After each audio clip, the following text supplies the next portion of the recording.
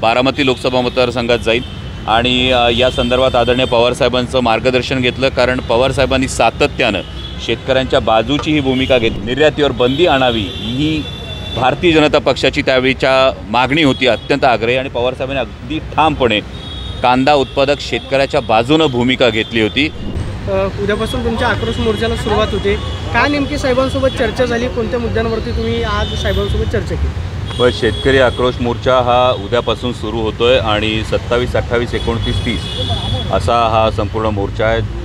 शिवनेरीच्या पायथ्यापासून सुरुवात होणार आहे, कारण ज्या छत्रपती शिवाजी महाराजांनी शेतकऱ्याच्या भाजीच्या देठाला हात लागू देऊ नका असं आज्ञापत्रात सक्त ताकीद दिली होती, त्याच छत्रपतींच्या महाराष्ट्रात आज शेतकऱ्याची जी बिकट अवस्था झालेली आहे, यातले 6 प्रमुख मुद्दे घेऊन आपण हा शेतकरी मोर्चा करतो। यामधला सगळ्यात प्राधान्याचा मुद्दा आहे तो म्हणजे कांद्यावरची निर्यात बंदी ही तातडीनं उठवावी आणि कांद्याचं एक निर्यात धोरण, हे ठोस निर्यात धोरण निश्चित करावं। त्याबरोबरीनं बिबट प्रवण क्षेत्रामध्ये दिवसा 3 फेज लाईटचा अखंडित पुरवठा करण्यात यावा। पीक विमा कंपन्या ज्या आहेत यामध्ये कंपन्यांचंच उखळ पांढरं होतं, परंतु शेतकऱ्यांना ही नुकसान भरपाई योग्य पद्धतीने मिळत नाही, या संदर्भातही धोरण निश्चिती व्हावी।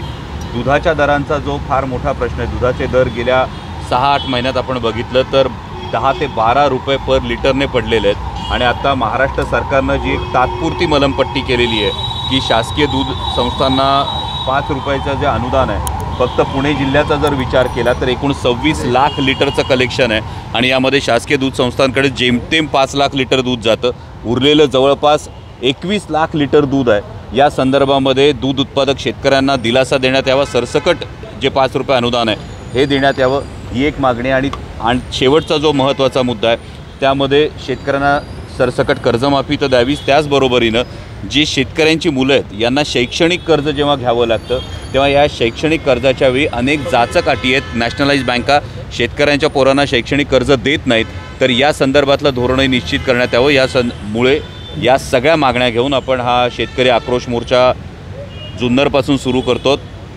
जुन्नर, ओतूर, आळेफाटा, नारायणगाव, कळंब, मंचर, राजगुरुनगर, चाकण, त्यानंतर पुढे केंदूर, पाबळ असा हा बारामती लोकसभा मतदारसंघात जाईल आणि या संदर्भात आदरणीय पवारसाहेबांचं मार्गदर्शन घेतलं, कारण पवारसाहेबांनी सातत्यानं शेतकऱ्यांच्या बाजूची ही भूमिका घेतली। म्हणजे आत्ता ज्या कांद्याच्या निर्यात बंदीविषयी जी इतका आक्रोश होतो आहे, आदरणीय शरदचंद्रजी पवारसाहेब जेव्हा देशाचे कृषी मंत्री होते तेव्हा कांद्याच्या निर्यातीवर बंदी आणावी ही भारतीय जनता पक्षाची त्यावेळीच्या मागणी होती, अत्यंत आग्रही, आणि पवारसाहेबांनी अगदी ठामपणे कांदा उत्पादक शेतकऱ्याच्या बाजूनं भूमिका घेतली होती।